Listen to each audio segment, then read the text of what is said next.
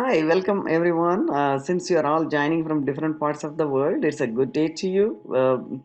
Because some places it's like evening, some places it's afternoon. We are in the morning in the east coast of USA. Thank you for your time to attend this webinar. We thank Estelle for giving her sharing her valuable knowledge that will help the whole chocolate community. Thank you, Estelle.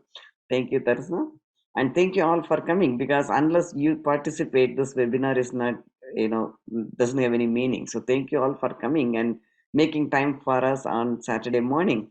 So I just want to take like a couple of minutes to talk about Cocotown, because when the registrations we saw, some of the people have not they're not our customers. So we just want to give a brief introduction. I'm not going to take too much time. So we just started the parent company in 1992 as a trading company called Inno Concepts, and then in 2009 we formed the Cocoa Town to address the recession, and also we wanted to make a difference. We thought chocolate industry was interesting to us. So we that time there was nobody making machines in small scale. People had doing as a hobby, but they had to be MacGyvers.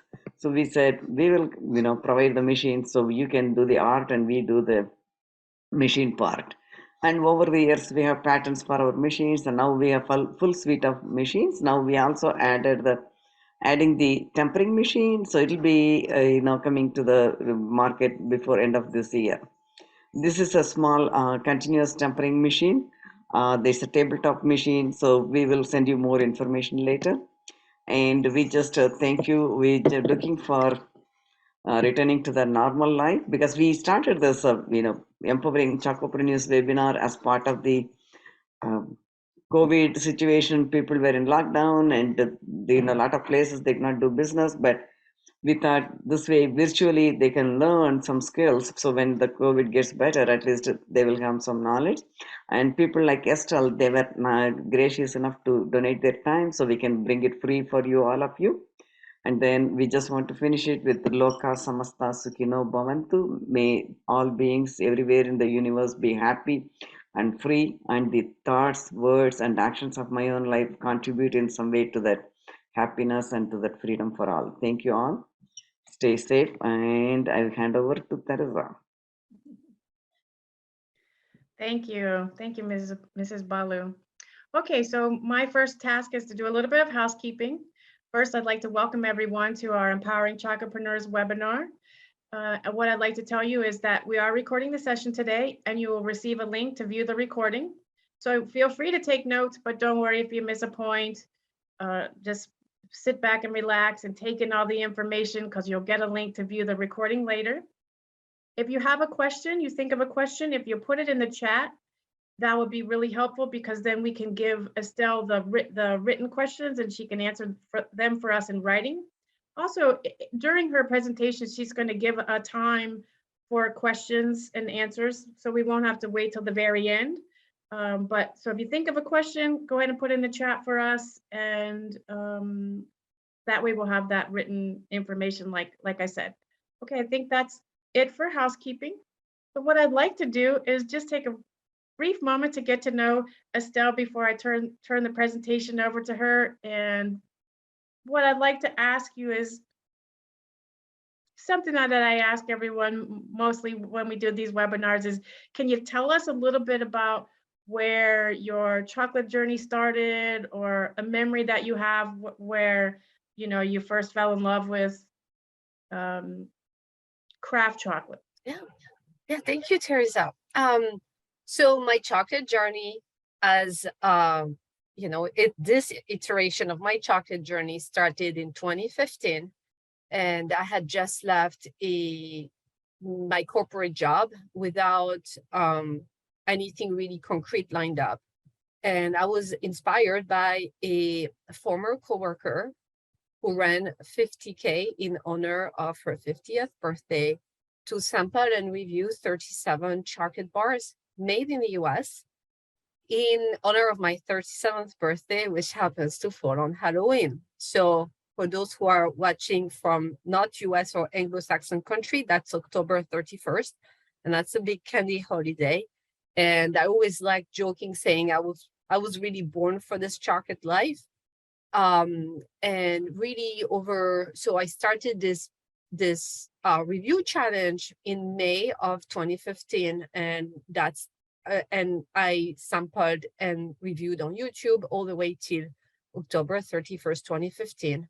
And over the course of this few months, I discovered both flavors and people, because that was the first time that I experienced some of the most unusual like flavors, textures, but also that I got to have a sense of who made the chocolate. And that was really unique to craft chocolate, or, compared to when you go to a grocery store, you don't know who makes the chocolate, or, you don't have a sense of people and place for that. And so that's really what drew me in. And ever since then, my mission has been to, provide the same experience in less time to people, both locally in the Philadelphia area as well as online. Great. So thank you so much for that. Okay, well, with that, what I would like to do now is turn the presentation over to you. All right. Thank you so much, Teresa. All right. Yes, ma'am. Thank you. Yeah. Well, thank you everyone for joining. And I know that a lot of you are excited to learn about shipping in hot climates. So I will go ahead and share my presentation. All right. All right. So here in the Philadelphia area, of course, okay, page 1. All right. So I know we're all over the world today. And for some of us, like I am, things are starting to get cool. And so some of this information, you're going to hold on to it till the temperatures start rising again. I think it's a good idea to always prepare for the next season, whether we're in chocolate or any other business for that matter. And I personally plan for hot climate shipping, for hot weather shipping, absolutely year round. And I'll explain to you why. So a little bit about me. So as I mentioned, I am based in the Philadelphia area in the US. I'm originally from France and have lived in the US for 20 years. My training is in chemistry, and I've left that world a long time ago. More importantly and relevant to today, I am the founder of 37 Chocolates that I describe as a chocolate experience company. Pre-COVID, I used to host a lot of co-host wine and chocolate pairing event. And since the 2020, I've hosted over 300 virtual or online chocolate tasting to people based in every continent and dozens of countries. So I do call myself a shipping nerd, and it has a lot to do with the timing of how I went from in-person tastings to online tastings. So just so you have a sense of the size of 37 Chocolates, I do consider it a boutique size company. What I offered is mostly a service, and I am the sole proprietor. I do not have employees. And so, my scale, I want you to have a sense of the scale of my business so that you can, see if some of the suggestion can apply to your size of the business. Some of the decisions I've been able to make have to do with the size of the business. And I'm going to talk more about, especially when that relates to the choice of shipping material. So how did I get truly into a shipping nerd? So what happened is that when I started hosting, so let's go back to 2020, March 2020. I have 2 children who are in school age. March 2020, the world closes. And overnight, I cancel all my in-person events and have to become a remote schooling mom, right? And so what happens is that because I was so consumed with, being on top of my kids' education, I didn't have a chance to really focus on the business until the end of the school year. By the time June rolled around, so by June, there is no more school, and I have finally the time to focus on what is 37 Chocolates going to look like over the next months/years. And so because of the time in June 2020, here in the Northern Hemisphere, it starts getting hot. And I didn't have, I had to learn to ship in hot weather. I didn't want to wait any longer to see what 37 chocolates would look like. So what happened is that I had to learn to ship in hot weather at the beginning of this online chocolate tasting journey. And so very early, I ended up shipping to Puerto Rico, to California, to Texas, and little by little, I got to really get into it. By within a few months, I started getting, messages, and to this day, I get messages from colleagues on, can you help me? Like, what gel packs am I supposed to use? And how, it's so hot in Texas right now. What am I supposed to do? How am I gonna, ship there? And those are questions I get again and again and again. And that's how I ended up here today. Is that I happen to love shipping, even when it's hard. And I'm really thrilled to be sharing my shipping knowledge with you. So the goal of today is that what I want for you to learn is to ship your chocolate products in hot weather with more ease, because you'll be understanding not only installation principles, but also your material options. Like, you will not just be overwhelmed. You know exactly the type of characteristic of your material and how you're supposed to schedule your shipping during the day so that your chocolate arrives with integrity to their destination. All right, so we're starting to get into the nitty-gritty. So what we need to understand when we're shipping in hot weather, hot climates. So first, I'm going to start with an anecdote. When I hear somebody say, oh, I need to ship to Texas, I need to use ice packs. Well, some of it is true, but we're going to talk more about what it looks like in terms of we're going to talk more about insulation principle. I find that we put too much emphasis on what is going to generate the cold in our packages and not enough on insulation. So to keep your chocolate products safe from the moment you ship them all the way to destination, there are two things we need to worry about. Number one, we need to provide enough insulation to our package. And number two, we need to have our chocolate product in proximity to a cold element. Some of the mistake I have seen is the chocolate wrapped into some kind of insulation material and the ice pack all by itself on top of the chocolate with no extra insulation just hanging out on top of the box. Or I will see a bunch of chocolate bars, an ice pack thrown in there, and you may as well not put any ice packs. And I'm going to explain to you why. So some of the stuff is kind of funny, and others could be, could be threatening to your chocolate products. So, all right. So to understand insulation, I wanted, and what are the things that you need to think about when thinking about shipping chocolate, is that we're going to talk about how would we approach keeping a house cold or cool in the summer. What are some of the things we would need to think about when it comes to a house? Because I think we can, or like an apartment, if you live in an apartment, but these are things we can relate to because we experience them every year, right?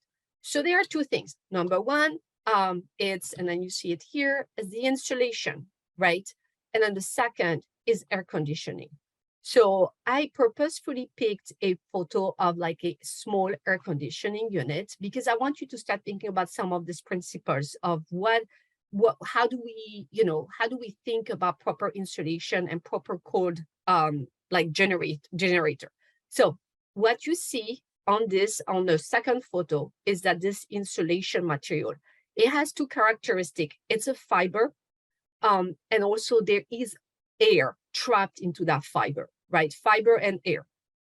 Now, when it comes to what generates the cold, what you have is that small unit. Now, I'm gonna ask this question. It's kind of rhetorical question, but like one unit, if you have an 8-bedroom house, it's not going to be enough. And I'm sure you all agree with that, right?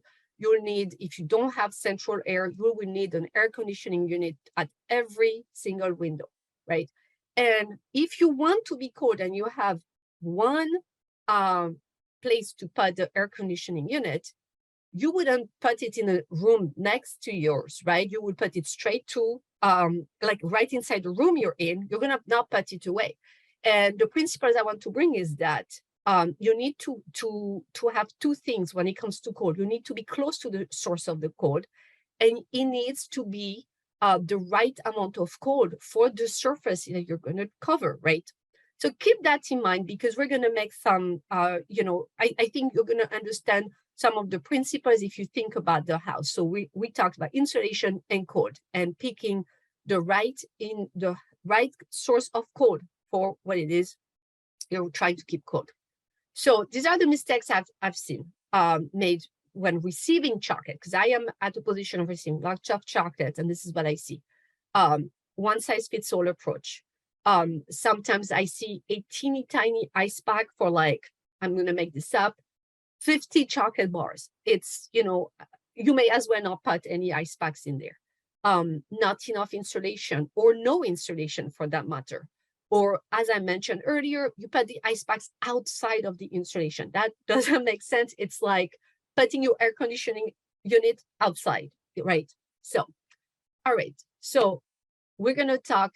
I was like, I wanted to put the, I want to start with insulation, because I think there's so much focus on cold source and not enough on insulation. And I want to start with the thing that matters the most, right? Which is insulation.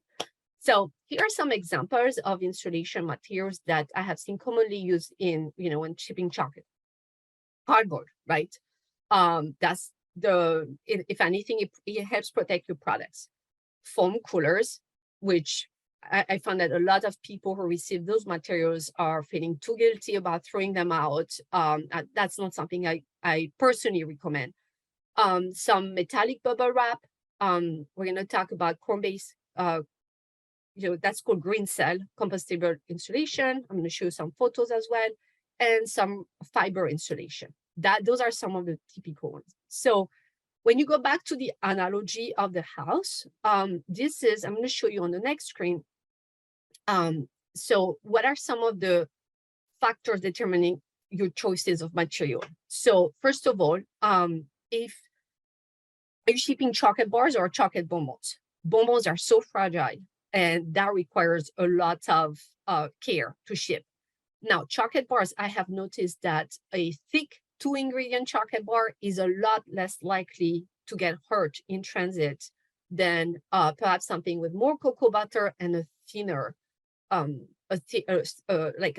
much less thick, right? And I've received feedback from people I shared chocolate bars to, and sometimes it would be like, this is the only bar that wasn't, harmed in the heat, and it's like the thicker, kind of less cocoa buttery bar is going to be, understanding the vulnerability of your product is really important. How much time are they going to spend in transit? So I recommend that you pick a transit time of no more than 48 hours whenever possible. The temperature at origin, which is wherever you're shipping from, and at destination, matter as well. But what I mean by that is that if you're shipping from a hot place to a cool place, you're not going to need as much cold and as much insulation. Like, you need to protect the chocolate at takeoff and not so much at destination. And you could technically even, have it to use a more than 48 hours for that. But these are things that are important. Of course, then there are your own consideration, how much eco-friendly you want to get, and what is your budget. So I'm going to share some of some choices that fit different budgets and give some strategy on how personally I've been able to try all of these materials. All right. So with all of this being said, I'm going to start with, this is what I think is an ideal setup for chocolate shipping. And you can see the source of this setup at the bottom of the slide. So this has several components. You have a cardboard box inside which you have a material that reflects the heat, that you see it, and inside which is a layer of like fiber that is going to bring insulation. So what that does here is the cardboard is going to bring insulation. The metal is going to reflect the heat, and the fiber is going to keep the product cool. So that setup, you can look it up. I found it on, so it's called a pop-up liner, and you have different variations. You have some more eco-friendly options without the metal, because that's, I don't believe this is recyclable. But this is a company that's been around for over 20 years, and they have a lot of options. The only thing is that, a consideration I also wanted to bring up is that how much warehouse space do you have for your own shipping material?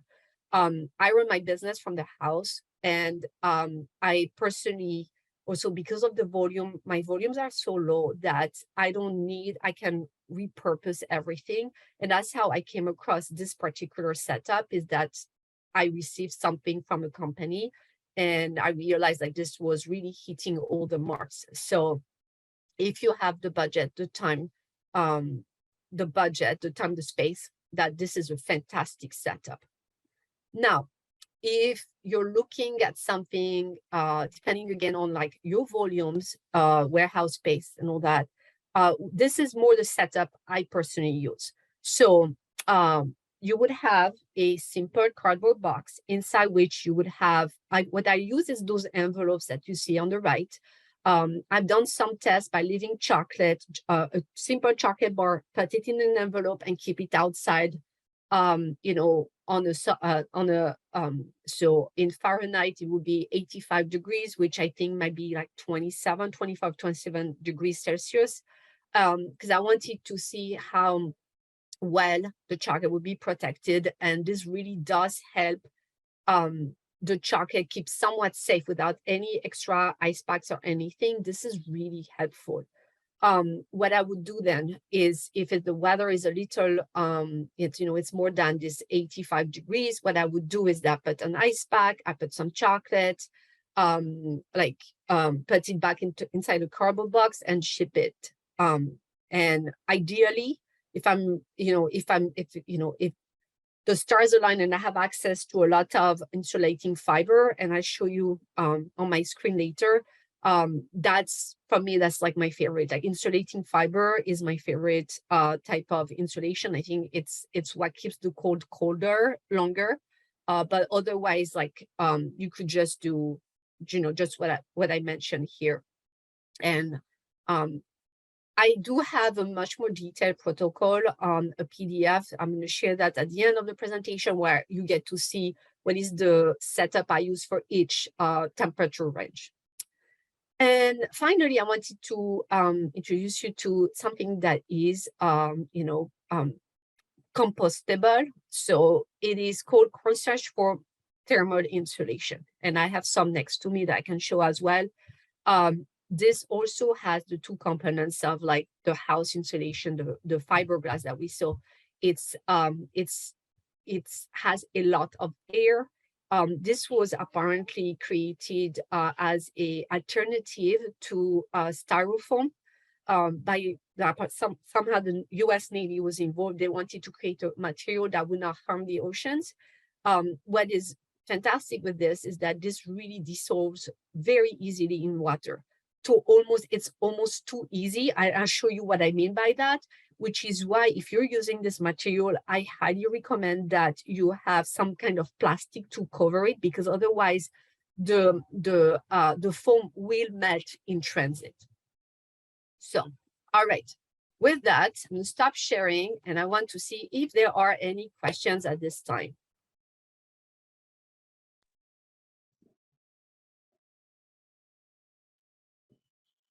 All right, thank you so much. I would say, if you want to use the raise hand feature or put your question in the chat. Yeah, I like the analogy, Estelle, about the house and the insulation, that people can understand. I like that. Yeah, it makes more sense. Like when I ship now, I can people can think how to use it. So that was a good analogy. Well, thank you. Yeah. So, everybody who is on today. I do have a question. And you mentioned that you're going to give a document at the end. Will that document talk about how to know what's the right cold source? Because you say understand what's the right cold source for what you're shipping.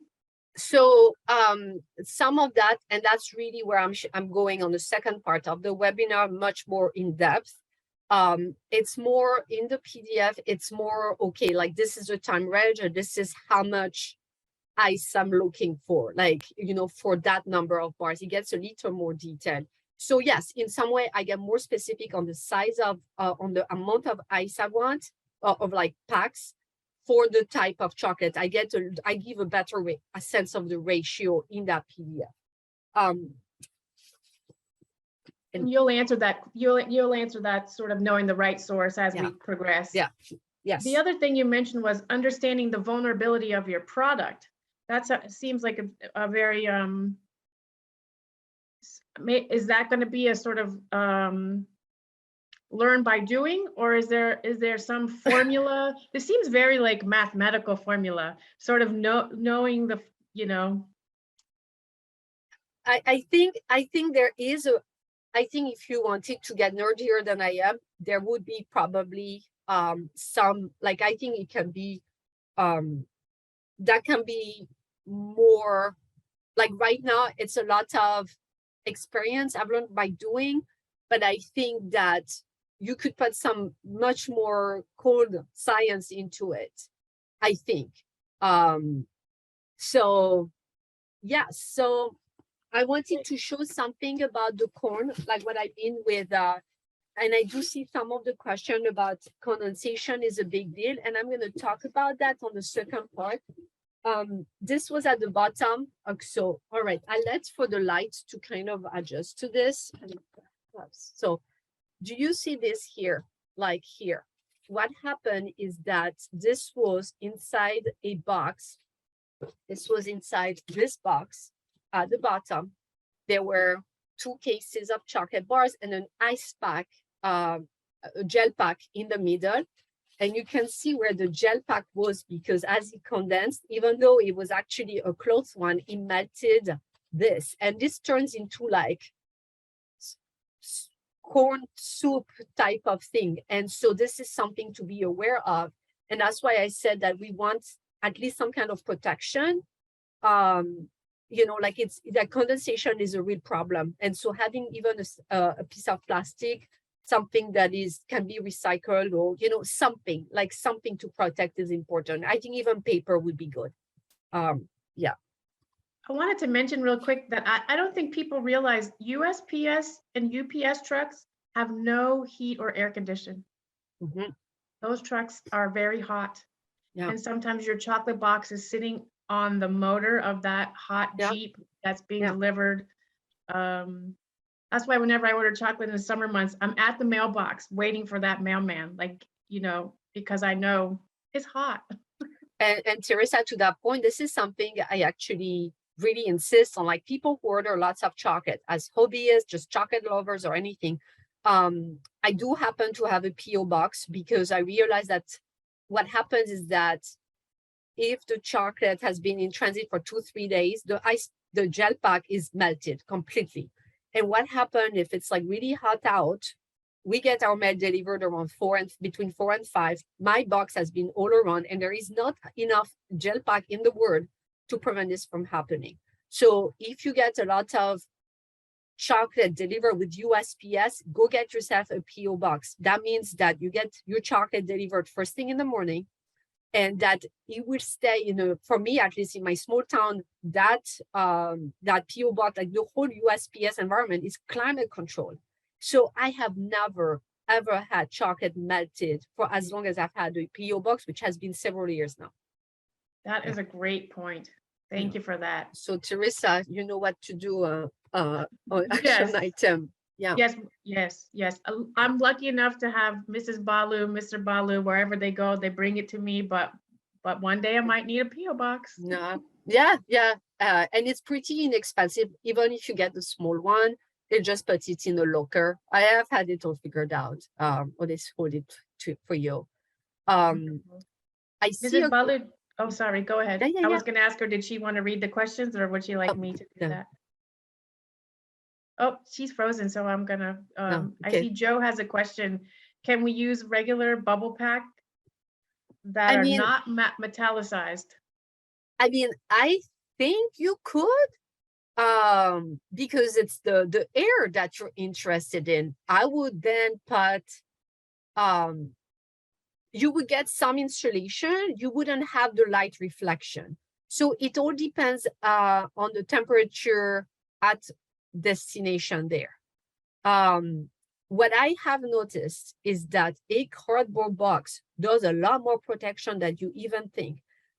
If you did like even some bubble wrap and put your chocolate inside like craft paper or something, you would get protection. I wanted to say that I would actually like put my chocolate in very abusive like chocolate I ordered for myself. The experiment I did in August, where it was really hot, we're talking in my car was probably 90 degrees, so that's like 30 and change Celsius. What I did this summer is I went to IKEA to meet a friend. I put my chocolate, like I received a chocolate shipment, and I'm going to say the name. So Dandelion Chocolate. Why? Because they are a 2-ingredient company. The bars are thick, and I wanted to have a sense. Everything was inside a cardboard box, inside which was like bubble wrap, metallic bubble wrap thing, pretty thin. And you know, already melted gel packs, so they were completely warm to the touch by now. And lots of air between the cardboard and the chocolate wrapped in bubble. I left this in my car in direct sunlight for 4 hours, and I went back home. And I was nervous, and I thought, am I going to regret this? So when I opened everything, the wrapper was slightly warm to the touch, but the chocolate was had completely kept its integrity, and it was really it was a melting temperature in my car, like direct sunlight on that. And the cardboard provides so much more protection than we think. And the air, because there's just it would take a lot of sunshine to get through the cardboard, to the air, to the bubble wrap, and inside the chocolate wrapper that was also in another box. So every layer you add is going to protect your product. And that was, I tell you, my friend was like, Estelle, you're crazy. Like, you are really playing with fire. I'm like, no, I need to know. Like, I want to abuse this chocolate because it was mine. And yeah. That I think is a great segue into one of the questions. We're just talking about how do you protect it from the sunlight? So yeah, yes, I see that. So you can, it depends. So Sean, it really depends what carrier you use and where are you. So I thought you were in Ireland, and I don't know how high your chocolate is and what carrier you use. In my very limited experience with I don't know if it's luck or if it's really purposeful, but like I have noticed, like I really put a sticker, those keep away from heat.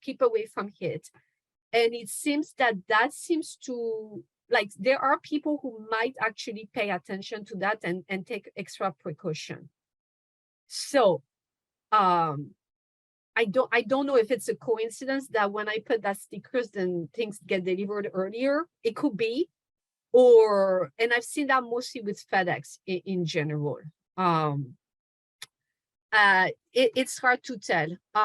Otherwise, Sean, put that cardboard, put some kind of extra insulation inside. This is how you're going to minimize that risk.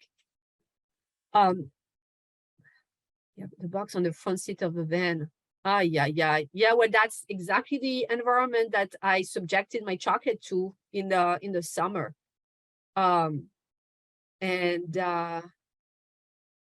Yeah, if you have like some kind of sticker or like something custom, like don't put, I don't know if it's too micromanaging to say don't put it in the front. And how hot does it really get? I mean, because cardboard can do wonders for you. So would you say, Estelle, what saved that chocolate was that there were so many layers? Yeah. There was the And box, there was air. the bubble wrap, there was the air. Yes. So there were so many layers, and that's what protected it from the Yeah. sun. Yeah. Yeah, Volga is asking, do you tape all the sides of the cardboard box for better insulation? Uh, I do, but mostly because I'm so worried that the box is going to get busted open because of abuse. That's really my main motivation for that. What can I show you? Yeah, that's my main motivation, not necessarily the insulation, but yes, you do want everything, you don't want any air. You don't want to see anything, when you put the flaps together like this, when you see the flaps, for sure, like you don't want any space in between, right? You want this to be more like this, but also that has to do with, you don't want box to be open.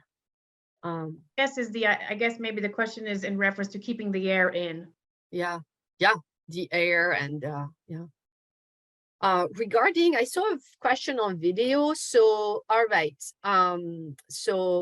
Robert, I'll tell you. So if we have time, I could do a demo, but on the PDF I'm sharing, there is I have a link to, and I could probably put that directly in the chat, but 2020, I put a video on Instagram where I said, this is how I put the 3 chocolate bars and the ice spikes, and I cover it this way. And so I have done that before, and I can, it's in that PDF. You just have to click the link there.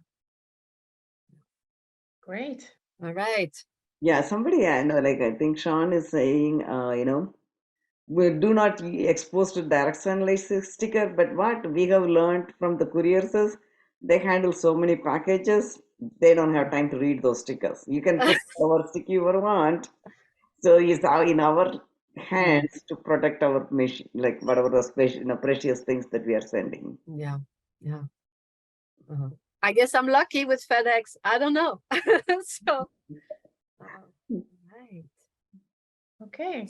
There are no Jen? other questions about the early part of the webinar come up, feel free to put them in the chat and we'll address them in the end. Oh wait, there's some popping up.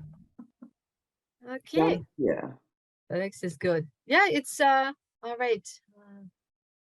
She says, use a foam cooler inside a cardboard box, and my 15-bar chocolate boxes are in bubble wrap inside the cooler. Where should I put the gel packs? Okay, so we're getting there. Okay, we should put it inside or outside the foam.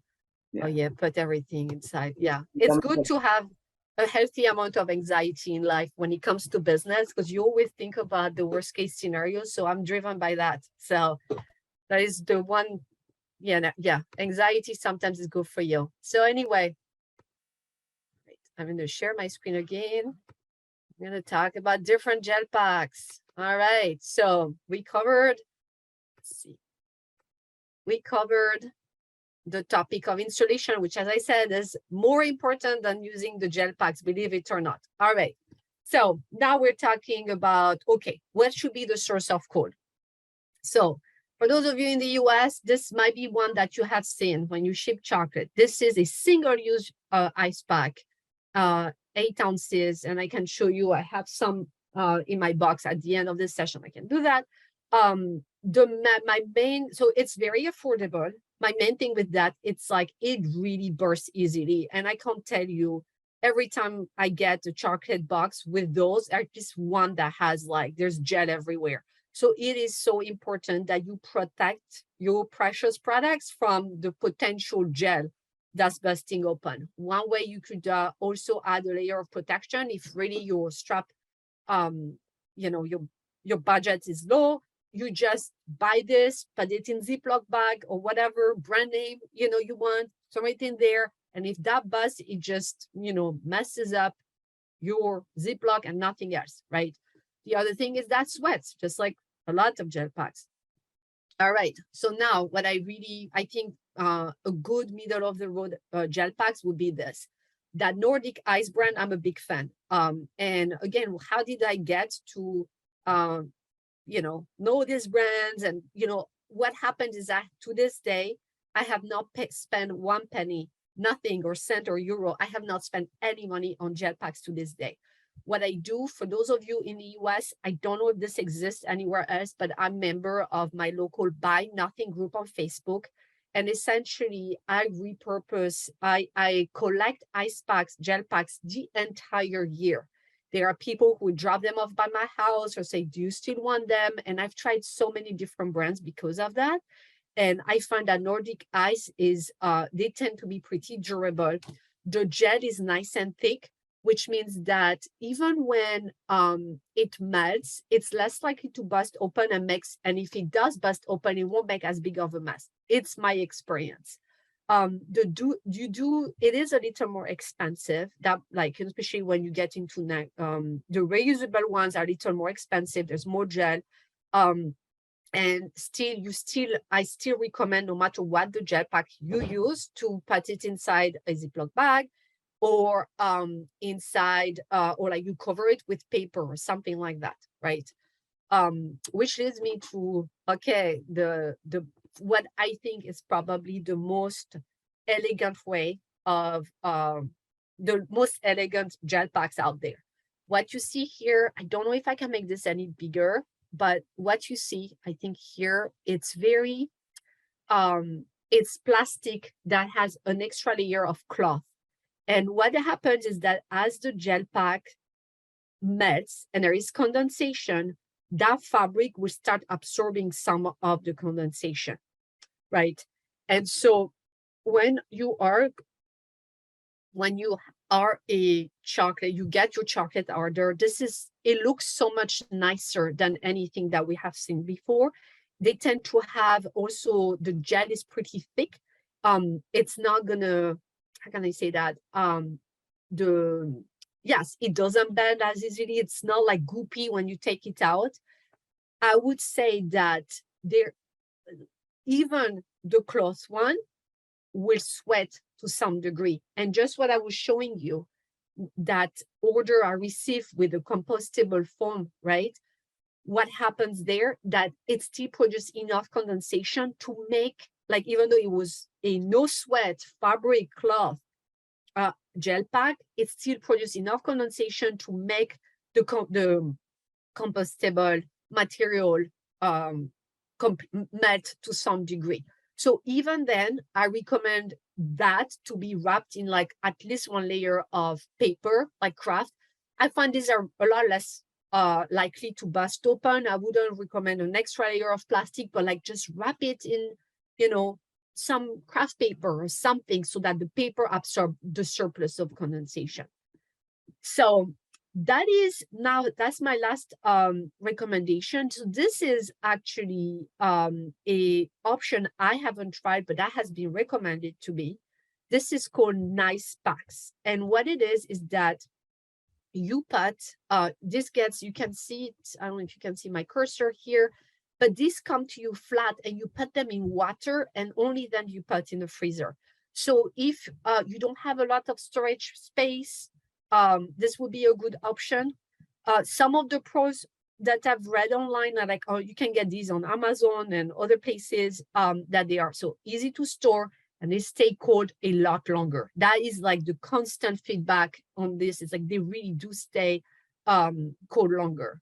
The thing is that apparently they do bust open, and so it does need an extra layer of protection from your chocolate products, whether that's a Ziploc bag, paper, whatever, it needs something else. So that was it. Now, regarding, I want at this point to say, all right, I want to answer Jean-Pierre's question on where would I put this. So foam cooler, I don't have one next to me, but what I would do is that I would put the gel pack inside the foam cooler as much as possible.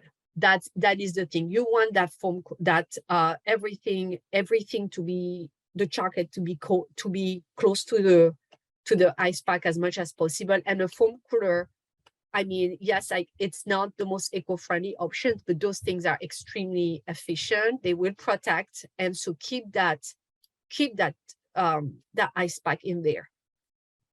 All right. So, all right.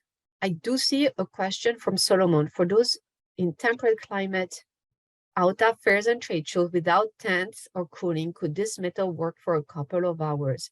Yeah, what I recommend is actually, perhaps I can get like that if you have, it's very easy to get repurposed foam cooler because people are so guilty to throw them out. That's been my experience.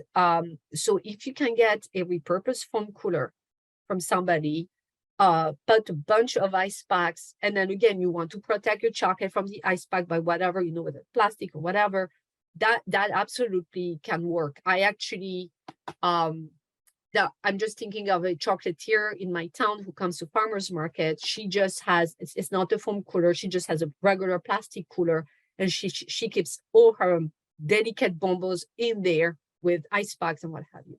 So Olga, I hope it helps Jean-Pierre. Why nothing? Facebook. And so you want the one that is local to you. So whatever name of your town or your region, but that they are sticklers on like getting people in a certain perimeter. But yes, so I know who's on prescription medication in my town because I get a steady supply of ice packs. Yes, Mike, unfortunately, I have learned that the hard way because yes, I have. I actually did ship chocolate where this is what I used. I shipped, so this is a big one, but I had a small version of this. So this has, right? This has that fiber inside. When I say this is efficient, this is extremely efficient to a fault. What happens is I was shipping to Texas where it was very hot, and I put a big ice packs, like a pound worth of ice pack for like a couple of chocolate bars, and it did damage. There was condensation on the chocolate. So I personally didn't do enough of a good job to protect the chocolate. I was probably trying to get it, at the door too quickly. And the person was, somebody I knew said, I just wanted you to know. But yes, I should have protected, wrapped the chocolate in something to protect it from the condensation. And because the 48 hours in transit and the ice pack was still cold, like frozen when it came, which comes to tell you how efficient this fiber thing is. And it was like 95 degrees in Texas. So. Okay, before we go on, if it's okay, I would like to invite Ruth to open her mic and answer her question. I'm sorry, ask her question. She's got her hand raised. So Ruth, I've given you virtual permission to open your mic.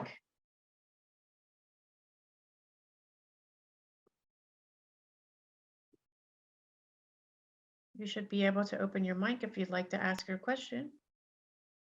Okay, in the meantime, so there are a couple of questions in the chat when I think she hasn't unmuted herself. Okay. Yeah, Mike is asking, have you seen any chocolate get damaged by being too close to the ice pack? Yeah. Yeah. Yeah, Ruth, we're ready for you, Ruth. Maybe she's still, I don't know. Okay, I think maybe we can ask her to ask the question at the end. Then let's move on. Very good. Yeah. All right. So if there is no other question on this topic, I'll move on to the next one. I give shipping tips, and we're going to talk more about shipping, specifically in the US. And I hope you can avoid some of the mistakes that I made. All right. All right. Shipping tips. All right. So these are general tips that apply probably most places out there. I recommend shipping Monday to Wednesday, especially if you use 2-day shipping. If you are shipping Wednesday and with 2-day shipping, the chocolate will arrive on a Friday. If it's usually vacation season where you are, shoot an email to the person saying, are you going to be on the weekend on Friday? Is this going to sit on your porch? Communication is very important. If you can automate some messaging saying, hey, this is shipping, that day, make sure you're home or something, especially if you don't use USPS or you can't have like mail hold, right? Communication is really important. Monday is always better, I find, but Monday to Wednesday is very fair. So that way it doesn't, essentially you're not losing. The reason I say Monday to Wednesday, you don't lose the weekend, right? In transit. So a very important tip I have for you all is that try to ship as late as you possibly can during the day. I'm very fortunate that I have a, in my town, we have a shipping center that does DHL, UPS, FedEx. And that means that, and for UPS, I have until 5 p.m. FedEx, I have until 6 p.m. USPS, I have until 4:30. So I know all the last minute drop-off are. And so I package my chocolate accordingly, right? So if you drop off at the end of the day, you're essentially saving an entire day of cold, right? So that's, and also what happens is that temperatures start dropping, at the end of the day. And so you're really buying yourself time there. Using 2-day shipping when possible, I mentioned that. That's always, I find that unless you use a foam cooler, for foam cooler, I can go as much as 72 hours. But like everything else, 48 is better. Wherever you are, I find that there is always a courier or shipping service that offers something like that. Communication is absolutely paramount. And if you have somebody in the US, I would say if somebody is in Arizona, Nevada, Texas in June, July, August, get to call your customer, just say like, let's be reasonable here. Like, is there like have a conversation and explain that there are risks associated with ordering chocolate when it's 150 degrees F out there, which is like 40 plus C. Like, or if you are using USPS, a question I have for people, and yes, that takes a lot of time, lots of back and forth. I have been in a position of saying, hey, do you have a PO box I can send this to? And it does happen that people don't have a PO box. It just adds, I mean, there's no shipping when it's hot. It can be a headache. It can be hard. And it does require more work. And the way I try to look at it is, me personally, I love hosting chocolate tasting. I love introducing people to like the wonderful flavors and the stories. For me, it's like, this is a small price to pay to get to the good stuff, which is like actually sitting down together and tasting the chocolate together. A lot of people, I find, dread this whole shipping situation. Oh, I have to use Icebox. Oh, I have to do. It's like changing your mindset on this is just so important. See it as like, this is a small price to pay for, the privilege of doing your job and introducing other people to your chocolate. And see, all this extra communication. This is a time for you to strengthen your bonds with your customers. How many businesses will get on the phone or send a personalized email saying, I want to make sure you're not on an early weekend, right? When this chocolate arrives.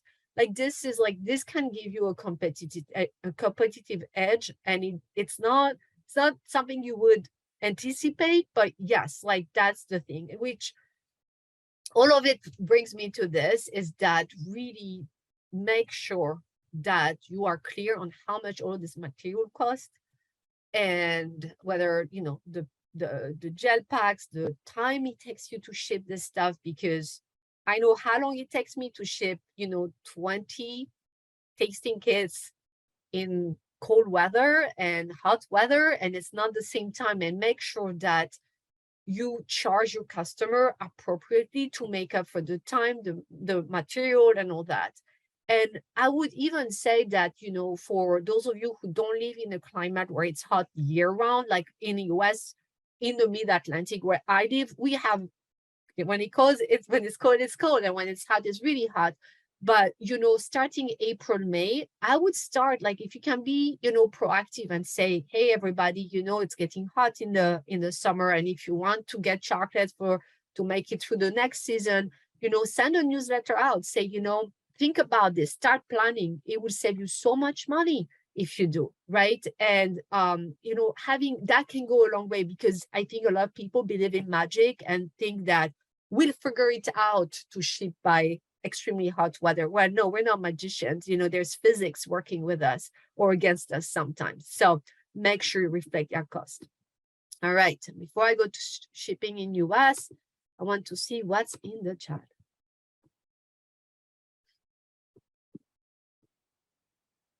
I don't think so, Robert. I highly doubt it.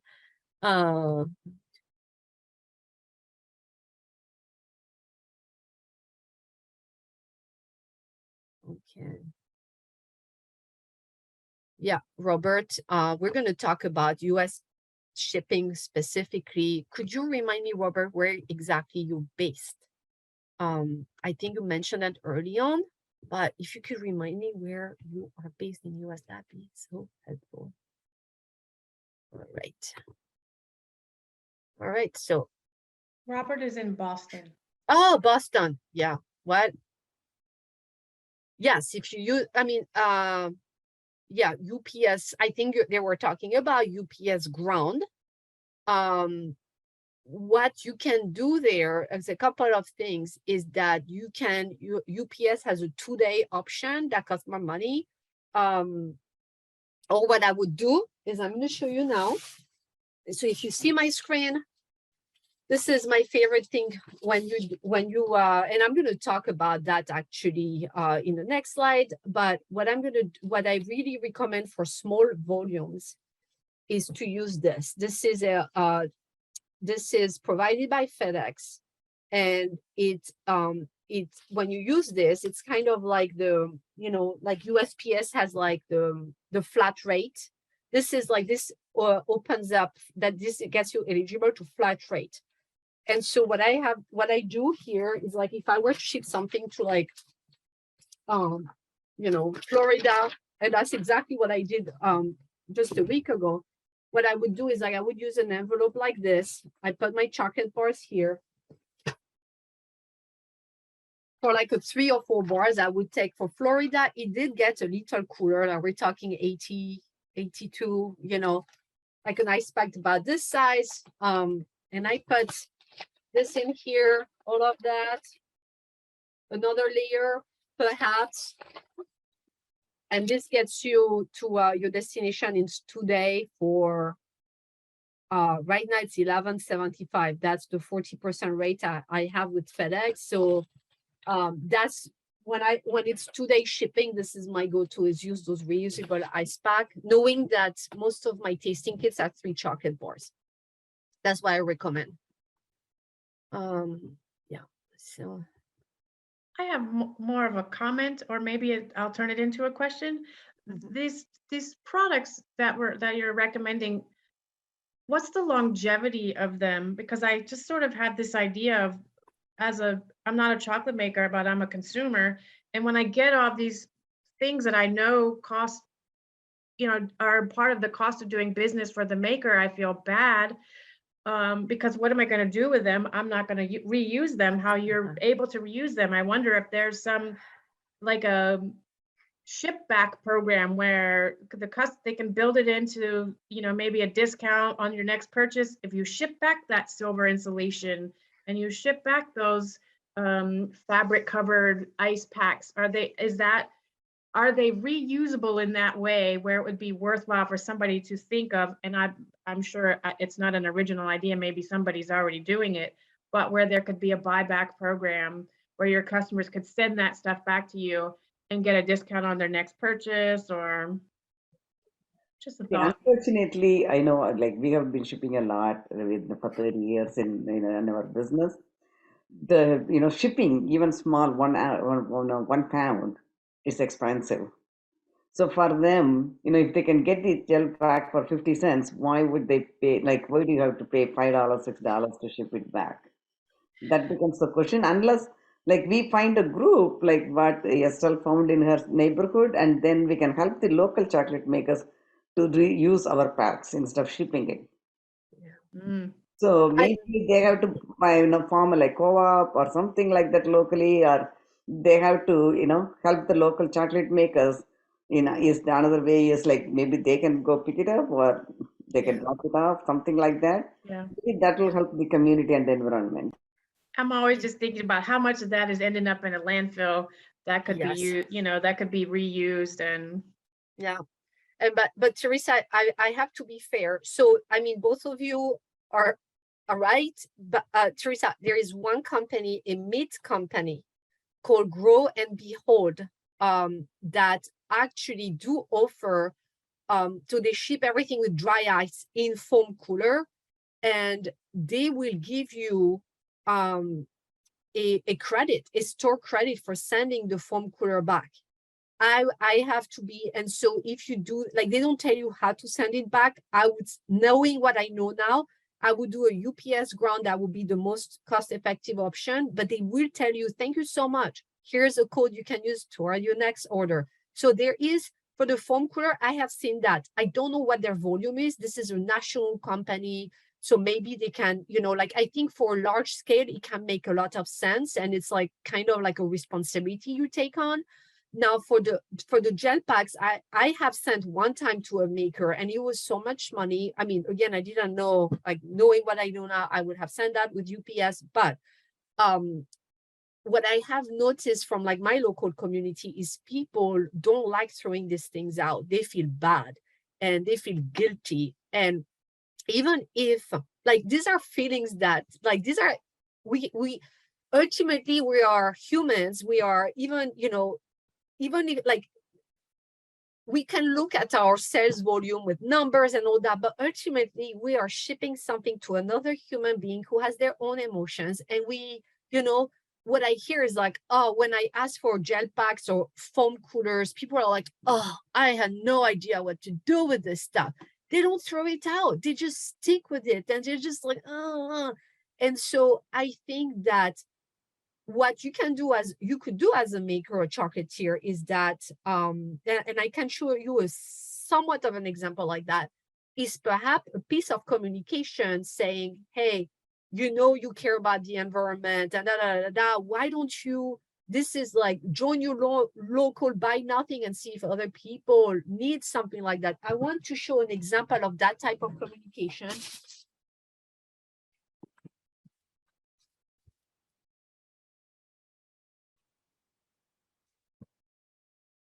All right.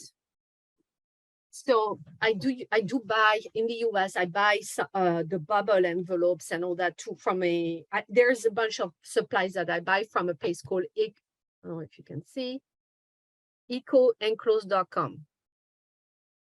Yeah, right. And so these come free. You can order them, and what it says is that this was yeah, we choose this material carefully, and at the bottom, please reuse, repurpose, or recycle this packaging. And this could really be a thing that you say, okay, we know, like, ice packs, you'll feel this way about this. We suggest that you find, we encourage you to find another outlet for this on this Facebook group or whatever, like that. And that Facebook group is like completely free. It's like there is zero amount, like, you cannot sell anything. It's by design.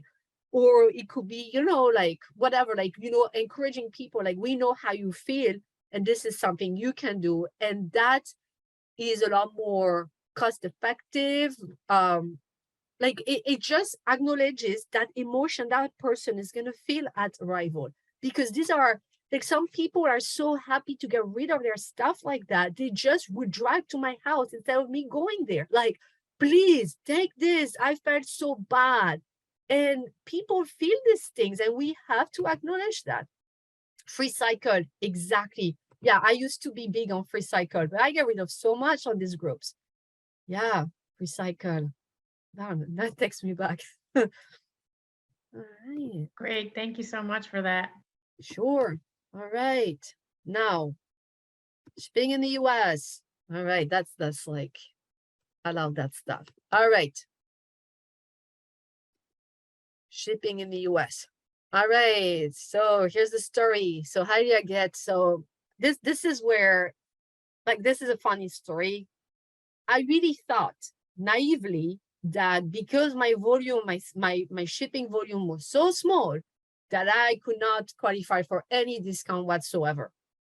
And I would go that summer of 2020, the woman at the post office really took pity on me. Her name is Diana. And anyhow, she said, Estelle, like, you have to do something. And she gave me a phone number and she hooked me up to the USPS what do you call, like, the sales representative, who said, okay, tell me how much stuff you ship. And I told him a number and he said, listen, what you need to do is open up this account with Pirate Ship. We're going to talk about that. And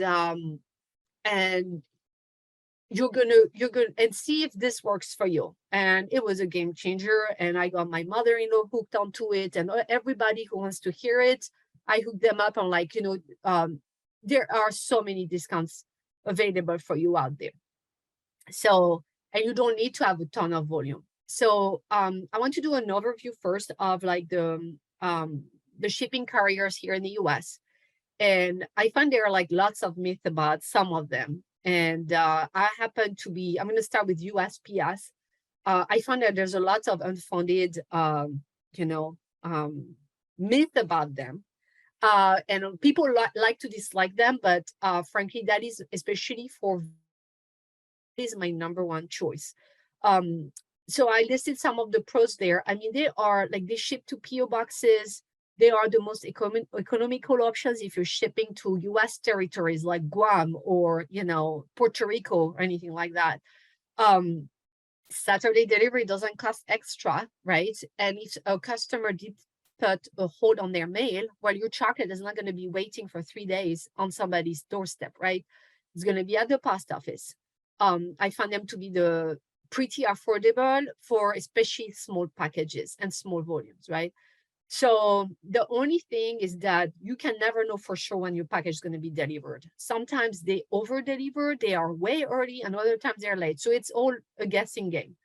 So, which gives me to, like, some of the private carriers. My favorite for me personally is, I do like UPS Ground when it comes to, I'm based in the Philadelphia area. If I ship to the mid-Atlantic area, New Jersey, Delaware, Maryland, Washington, DC, I get, like, if I ship something today, I mean, Friday, say, or, like, yeah, sure. If I ship something Friday at 5 p.m., it will be delivered today in New York, DC, Maryland, all these areas. Boston will be a couple of days. I find that when it's, like, densely populated areas, the UPS Ground can be super, super efficient. So another thing is, like, if you don't have a CVS shop next to you, like one of those UPS, like, I forget the name of their store, but you can go to, like, your local CVS pharmacy and drop it off there.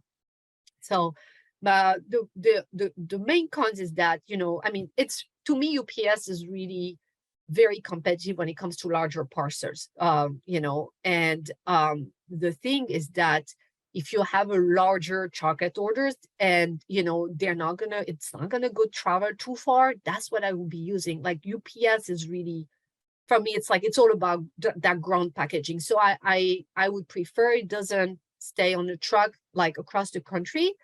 But if it's, like, pretty local to you, my gosh, it's really hard to beat their performance, I find.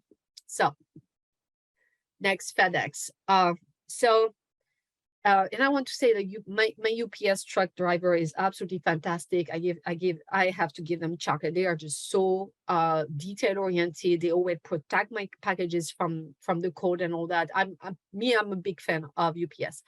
FedEx, just like as mentioned, you do have a what I think is a big differentiator is that I do find that they offer very affordable two-day shipping. It's not guaranteed.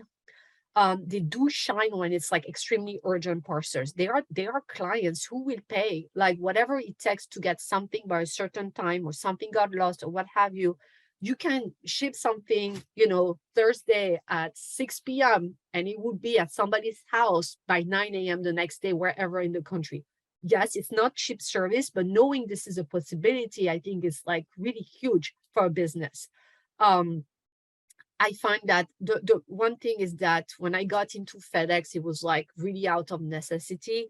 And you need to call somebody to unlock discounts. Eventually, I did get somebody's phone call saying, oh, from FedEx saying, oh, I was talking about what I was already using, but I feel like it's just is you have to work a little extra to get those discounts. It's just in the PDF I refer, I have the 1-800 number that you can call, and I'm telling you like this is what you need to say, and say, for me, I zeroed in, I need today shipping. That for me, it's huge. And I find the customer service, for me, it's not been that great. I've had somebody had a massive yawn on the call. It's just like, I go like, oh my gosh. So it's, you need to know what you use it for. And finally, DHL, if you're shipping internationally, I think they're rock stars. Yeah, I absolutely adore their customer service personally. So, all right. Now I mentioned you can, no matter what size your business is, or even if you're an individual, you can sign up for, these brokers. Like, you can sign up for this account, Pirate Ship and GoShippo, to unlock all these discounts. Pirate Ship is like, Pirate Ship, the user interface is so intuitive and wonderful. It's almost like this is too good to be true. It's a free service. Anybody can start, you don't need to pay a fee. So Pirate Ship doesn't spend a penny in marketing. They rely on word of mouth to keep this site going. And so I will not get a referral, affiliate, anything for telling you about Pirate Ship. But when you do, like I do a lot of bulk shipping, like same tasting kits to like a gazillion places across the country, it's very easy. You can just upload your Excel sheet, not the CSV file, like just Excel. You map it, boom, it's done. It's fantastic. It unlocks savings with both USPS and UPS. And what you do is like, it also interfaces with a very popular e-commerce website. What you do is just like, for every package, it will give you a bunch of options that you can rank on fastest, best option, like best value, or, from cheapest to most expensive. And I find that other website like ShipStation is not remotely as user-friendly, in my opinion. So USPS and UPS, these are only 2 out of 4 options available that I mentioned. If you really want to tap into everybody's every carrier's discounts, you need something else. So my favorite, it's not perfect, it's GoShippo.com. So I had seen the Shippo branding on some packages, and I thought, okay, let's look into this.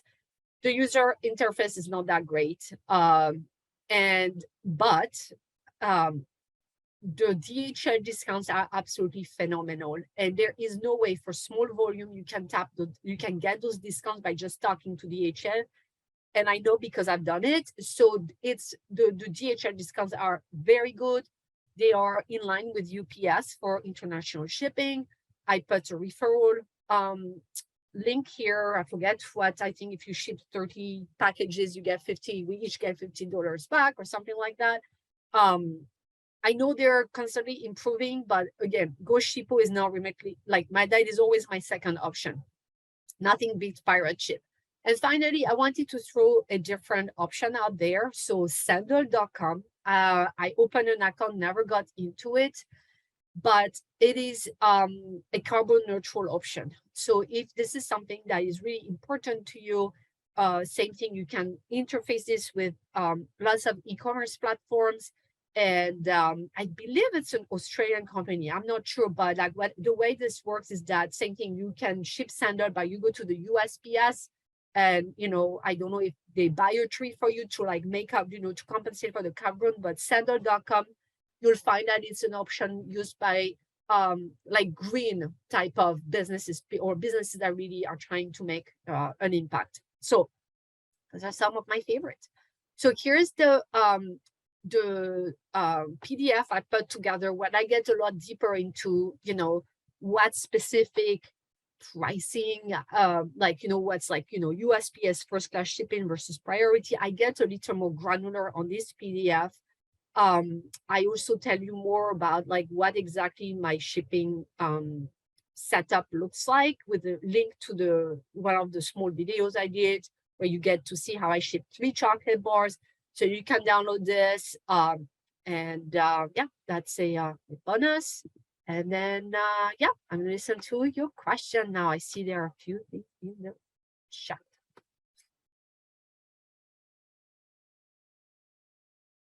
Okay. Wow, and that, oh yeah, 30 years. Wow. Yeah, we started our company in 1992. Yeah. And you UPS back then, and you are UPSing now. We are always UPS because they also have the headquarters right here in Atlanta. Oh, yes. They have a good we tried, FedEx, but unfortunately, like you said, the customer service, it's higher. Yeah. So we Yeah. said, okay, we'll stick to UPS. So Yeah. No. yeah, but I would like to invite any of the attendees to use the raise hand feature so we can open your mic if you have a question, you have a comment, want to share your experience. when the people stay quiet, it makes me wonder why. They were so, all the information is so clear, so they don't have any questions, or Well, that's why I are invited them also to share their experience, something maybe a positive, a negative experience that they learn from, so that we can learn from each other. Ah, Mike, I'm gonna open your mic. Okay, Mike, you are. Okay, hi.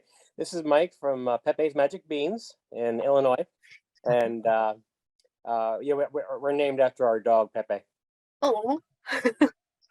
But one thing I've been interested in, I have a friend who gave us a really good recipe for, or who actually it kind of inspired our recipe for a chili dark chocolate, and she moved to New Mexico, and so really hard to ship chocolate from Illinois to New Mexico, and so I have a friend at work who his wife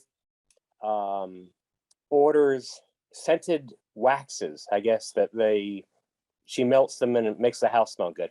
And he was telling me about the shipping material that he gets or she gets when they receive these packages, and they would normally throw it away. I said, well, don't throw it away. I said, I will take whatever you have. And sure enough, because I guess these scented waxes have a very similar melting point to chocolate. And so what they use is they had gel packs, really well built gel packs, wrapped in really thick material like a paper towel, and then sealed inside a Ziploc bag. And then also they have silverized metallic bubble wrap bags that they use. And so I've been using that to ship my chocolate to New Mexico, and it's working really well. And it's nice that now they no longer feel guilty about throwing the product away, and they just give it to me. Yeah. Hey, Mike, I have a quick question for you. You said it's a. I'm sorry? Sorry, she's having a little bit of bandwidth issue this morning, so hopefully she'll come back and finish her statement. Okay. She froze. You can't see. Yeah, she froze. Oh, hopefully she'll come back. Well, thank you for sharing that story of, that's we talk about networking and helping each other, and that's a way that, two businesses have worked together to. Yeah. to lift each other up, to help each other. Right. My first thought was, is it going to make your chocolate taste like whatever the smelly wax was? No, the bags don't have, don't come with any scent from the wax. So That's great. I was happy to see that. But yeah, I think, as you said that, you have that reuse or no waste group on Facebook. Yeah. That's a really great way to get, to find those things. And I know I don't use Facebook, but I know we do have a neighborhood app, and Uh-huh. I'm thinking about putting something on the neighborhood app about, hey, I'll take all your used gel packs and insulated materials, and that's another good way to fill my garage with stuff that I can use later. Mhm. Yeah, because when I get the chocolate and I have all those things, they're in my freezer. 'Cause I don't know, Yeah. and I'm like, well, maybe one day I'll have a reason to use these things. Also, But I know that it cuts into the profit margin of the, I buy chocolate because I love it, but also because I want to support and grow the industry. And I know that cuts into, so I typically buy during, I live in Atlanta, which they call hot Atlanta for a reason. So for my local chocolate makers, I don't buy it during the hot months. I buy it during the Mhm. Right. cold months, because I want the dollars that I give them to have the maximum impact. you Yeah. know. So this topic is also of very much interest to us. In January, we're picking up and we're moving the company to Hawaii, and I'll be stationed on Oahu, but we're eventually going to move the Pepe's Magic Beans will be stationed on the Big Island of Hawaii, where we're going to plan to grow our own cacao and Wow. become tree to bar chocolate makers instead of just bean to bar. But so obviously out there in Hawaii, everything leaves on an airplane. So and so we'll be shipping obviously via probably UPS and USPS via air. Yeah, it's what happens when it gets on the ground, because I have Right. ordered chocolate from Hawaii, and unfortunately the first round arrived melted. Oh, But it was great customer service. They figured it out, and they shipped it. Actually I take that back. What I did was I said, let's wait till it's cooler and reship it. And I think that's what they did. But that, it was an opportunity for great customer service, and I'm a loyal customer forever because of that, that opportunity that we had for fixing the problem. well, that's good. And I know other Hawaii chocolate makers, they don't ship outside of Hawaii. They with the tourist industry and the local businesses, they sustain themselves because they don't want to get Right. involved in that. How do I get it off the island without melting? Right. Okay, well, I don't want to take up all the bandwidth, so if Miss Baloo comes up. No, you're fine. I think it's bandwidth at her house. Okay. Hopefully she'll be back. But if somebody else wants to ask a question, I can remute and I can chat the answer in. Sure. Anyone else? And open use the raise hand feature, which is at the bottom of the Zoom panel. It's next to the, I don't know if everybody gets that share screen button. Probably not. It's in the middle at the bottom. I've pressed it so you can see what it looks like. I see two people raise their hands. Okay. Mike, we were talking to, and you left us. You froze up, and you were trying to. Hey, where'd you go? You were trying to ask him a question, and he didn't get to hear your question. So, would you like to? Yeah. Yeah. Yeah, I can ask. Yeah, no, I was just curious. Like he said, the packaging comes with the scented candles. So when he reuses it, does it affect the chocolate flavor? So I asked that question, Mrs. Butler. So great minds think alike. yes, Teresa. Thank you. And he said, luckily, no. Okay, good. Okay. If you don't want to use the raise hand feature and you want to put your question in the chat, There are two people who raised their hands. yeah, the one was Mike and the other one went away Oh, okay. before I could see. Yeah, like I will always tell in the webinars, please, all the participants, feel free to talk Mhm. because you will be, representing your company to other people to sell your products. So just think like, this is your training because we are all your friends. So please be bold to talk.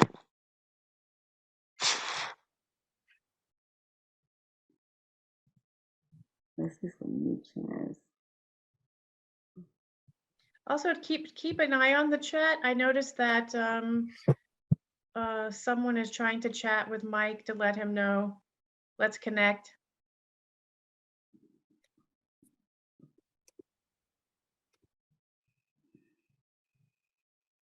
Yeah, Robert is pointing out, Mrs. Ballard, that without knowledge of the topic, they may not know the questions to ask. Okay. Yeah, Estelle, please. Okay, rough freezing bars. I know that's a shocker. And I thought I could share the video. I mean, sideways of like how I package, or I can do a demo of exactly how I would do things on freezing bars. So if I'm really shipping to somewhere hot, I will do everything in my power. This is what's going on. When you put your chocolate bars next to your properly, wrapped and all that, and you put it next to a ice pack, at that moment we have heat transfer, and the chocolate that is at say 65 70 degree F temperature is already starting warming up that ice pack right away we are already that the cold is already starting to get less cold. The gel packs is already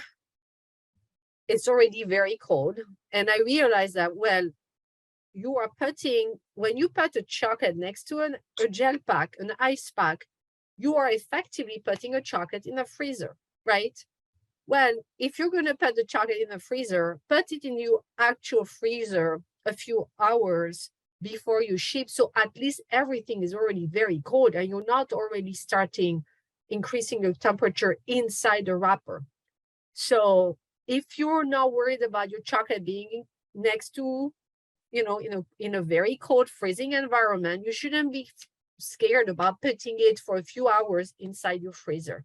So when I say that, people are like, oh my gosh, what are you doing? I say, you know what? At some point, I'm more worried about this chocolate being melted than I am about it being a little slightly subpar for a tasting. So that's what I do. But that is not my default storage either. I'm just like getting it down, the temperature just down before the voyage across the country or wherever. Yeah.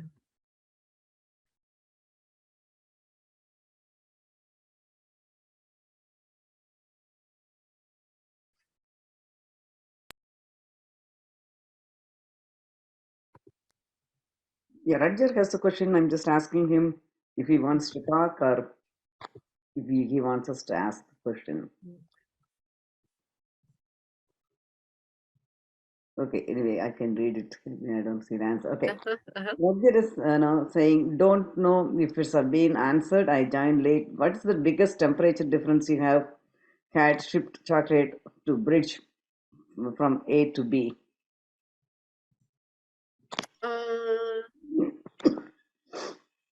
That would have to be Arizona in 115 degrees Fahrenheit.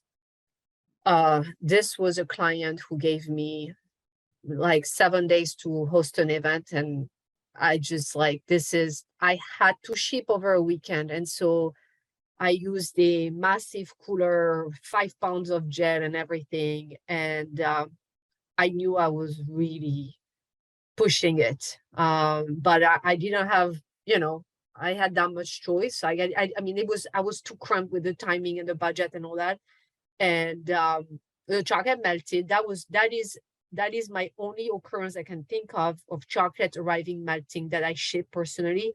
But the woman was laughing so hard, and she said, well, I expected nothing less. Like, this is very unreasonable to ship chocolate when it's so hot. It was her, whoever signed them up for chocolate tasting, and she's like, of course it melted. Like, of course, what do you expect? I'm like, okay. And she put it all in the freezer, and she had a good time, and that was that. So it must have been what, 75, 80 degrees here, and it was 115. So you do the math. Yeah. What else? So about Yeah. 25 degrees. I mean, 115 is surreal. I mean, that's just too hot. That's a terrible idea.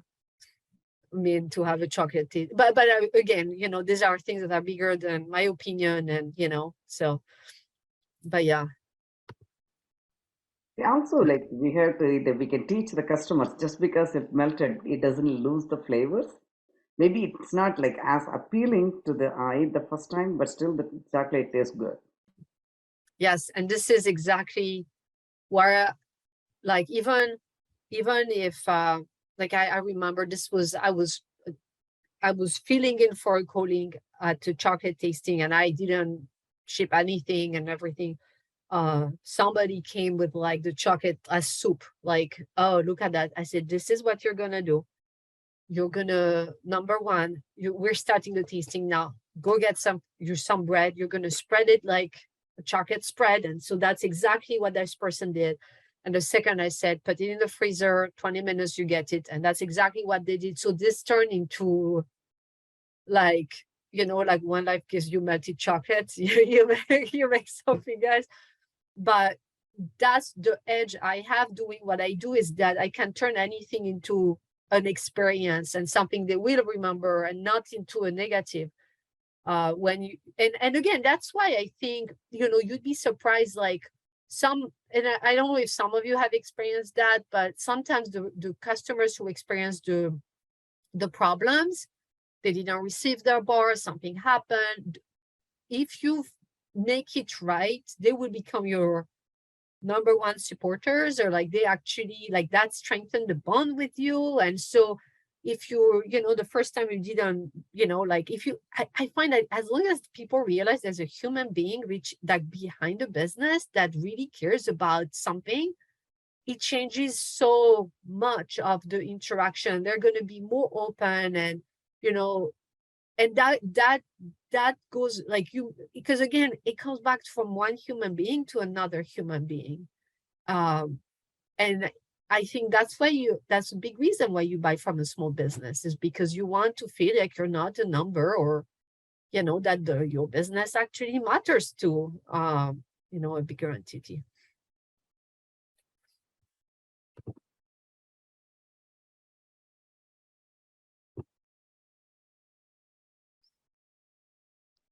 Okay, I have one question. Well, it's one question with two, it's sort of sub questions.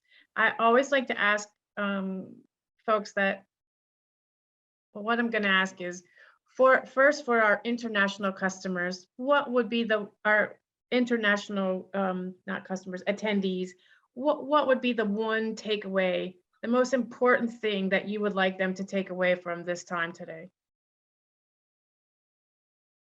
You're asking me? Yes, I am. Everybody, I want people to think as hard about installation as they are about gel packs. Do not stress about the gel packs, stress about the installation. You know, you can keep a house cool by doing the right things without air conditioning. My parents do that. They don't have air conditioning. You close the windows, you plant a tree or more, right?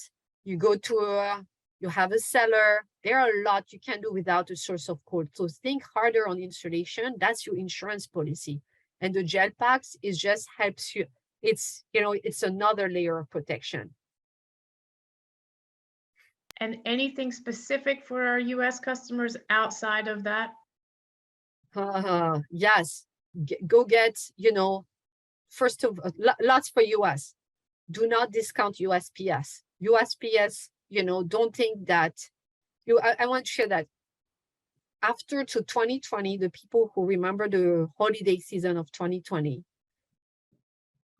remember how hard it was on USPS. And I think they were very unfairly judged for it. the one reason, I think it was like, I forget how many million of packages a day extra they had. USPS has the legal obligation to accept every package and mail by the law, even if they don't have the capacity of storage or anything. UPS and FedEx can refuse packages, say, you know what, our warehouses are full, we can't do it. And I think USPS was very unfairly judged during that time. There is a podcast called Mailing It from the USPS, where January 2021, they started preparing for holiday 2021, so that the mistakes of 2020, the lessons from 2020 would turn into action. So they had an entire year. And if you shipped anything last year, you probably have known that it was a lot better than 2020. That is a big one there. The second also, I haven't exactly touched that, but it's like, you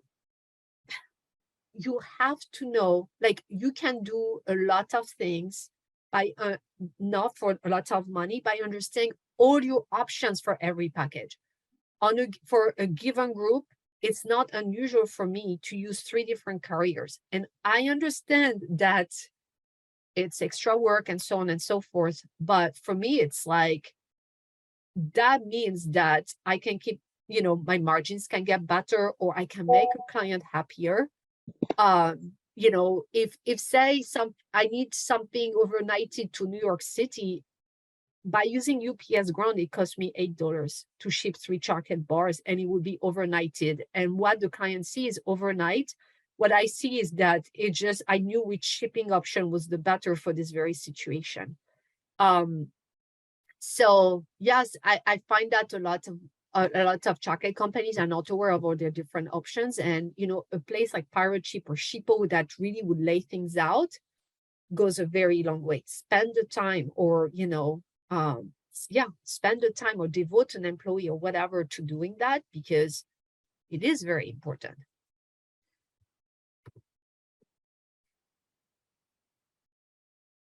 All right, thank you very much for that. Okay, guys, ladies and gentlemen, this is your chance. Ask your questions. I know Mrs. Balu, it's not quite 12, but she'll cut you off and let everybody get on with their day. So if you got a burning question, we invite you to please put it out there. See, even if you don't have a question, I just want you to leave some comments, like how did you like it, or what kind of topics you'd want more, because we are just thinking, okay, this topic is going to be interesting to our audience, but unless you share and you open and let us know, we don't know if we are doing the right topics. So please, what will you like to see in the future? So give us some suggestions and tips, help us. And share your experience, like Estelle said, so other people can benefit. Like somebody wrote from Chaco, I want to know if they want to talk, or should we read the comment? Because they were being able to ship from Phoenix.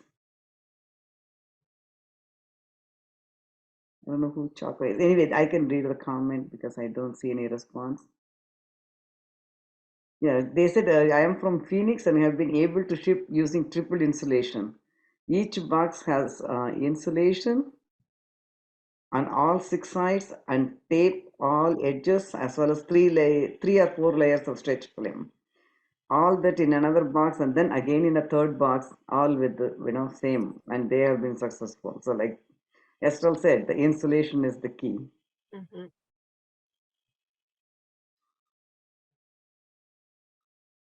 Any other comments? Okay, then.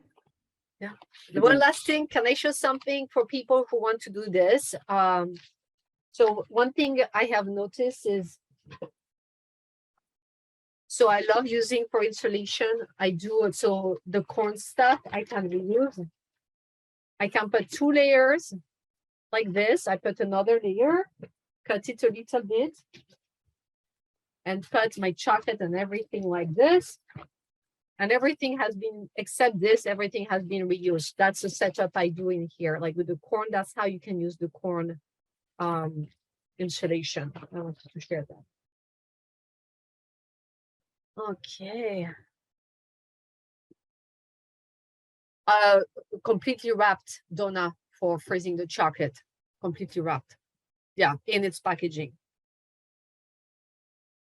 I have a So, quick question. I don't know if it's a quick answer, but when the attendees are thinking about building this into their price, do they just build in the cost of the tangible hard goods, or do they build in an extra because that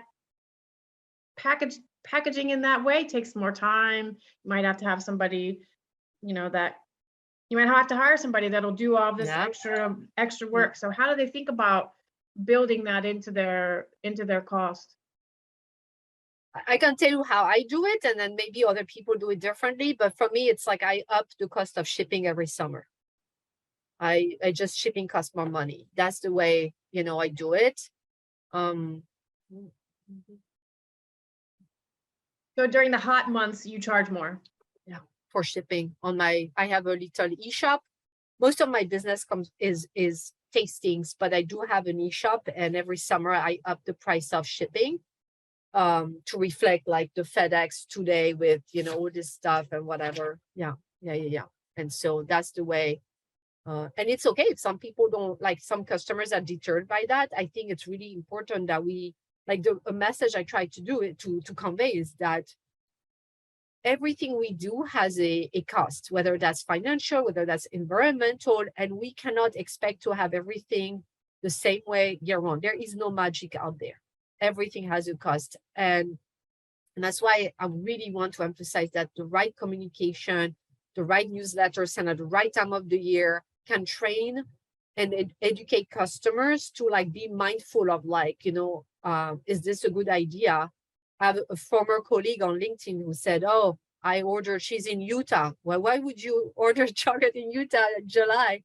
And like, not think about this. And she said, I said, yeah, it was a rookie mistake. I mean, we all make mistakes. And, I say that like jokingly, but like, to me, it's not a surprise that her chocolate arrived melted, but like, she never thought this through. She never thought like, how is this chocolate going to come safely?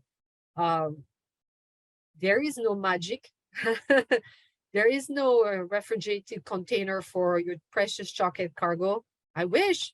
I mean, I'm sure, like, for like, like there's such thing as like refrigerated containers, like actual containers, but not for 3 chocolate bars, Okay.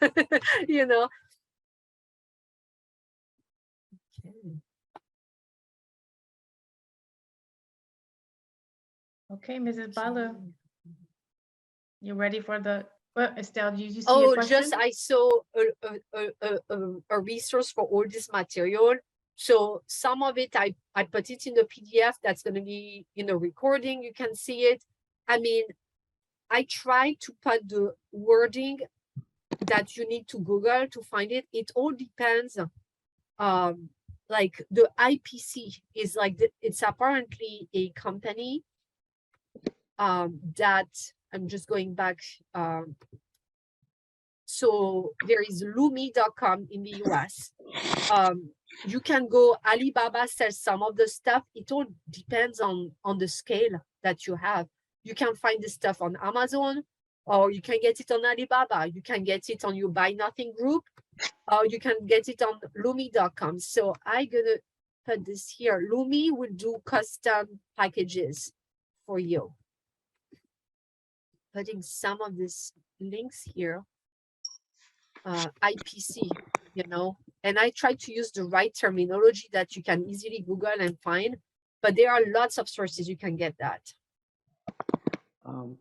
Maybe, Estelle, what will help is, when you send the answers for the questions in writing, you can also give all the links so we can send it, in the email, so they don't have to worry about. Yeah, and I can send you the whole PowerPoint after this. Yeah, thank you. Or a PDF or whatever. Okay. Okay, so I think like we can wrap up because people are quiet. They don't even want to say what they like and how, they like to hear. Mrs. Balu, there's some couple questions from Olga, since we have a little bit more time. Okay. I don't know if the questions are related to shipping in the hot weather, but she wants to know some suggestions for eco-friendly wrapping materials for bars besides craft paper alone, and for bonbons packaging without using the plastic trays. And maybe this is a question for everybody who can hear the question. Maybe it's a question opened up for everybody who has that experience. Yeah, Estelle, what about you? I have seen in Brazil they use the dried cocoa leaves as a packaging, like a wrapper for the chocolates, and they use the as a box also. It's actually Mhm. unfortunately it's in the office. I don't have it here, and but I can send a picture of it when we send the recording. So there are eco-friendly options. People are using the other plant materials from cocoa. Mhm. And also now nowadays all this the palm leaf containers are available, the bamboo containers are there, so it's very easy to find all those Mhm. in eco-friendly packing materials. Yeah. Yeah. Yeah. What I love to see, it's not so much eco-friendly, or rather, what I love to see is that a box that it's acceptable for us to go to our chocolate shop and say, fill this up for me again. Like reusable, like, fill this up for me because it's my local chocolatier has like very thick cardboard. Like, I don't want to throw them out. And I'm like, would it be okay if I said, fill this up? Right? I'd like to see that becoming normal. Yes, that, Mrs. Balu, do you remember? I have a terrible memory. We did a webinar, and that was part of that chocolate companies. Remember, they were making these beautiful boxes, and they were going to build that into their business, which you can bring that box back, Yeah, and they'll load it with another bar. and I think they Um, also gave some discount for bringing it, so that was saving the right, customers and saving the environment. Yeah. It was right, helpful. because you're not having to pay, the maker is not having to pay for another box to give to you. You bring the box back, and they'll fill it with another bar. I wish I could think of who that was so I could give credit to her. Uh-huh.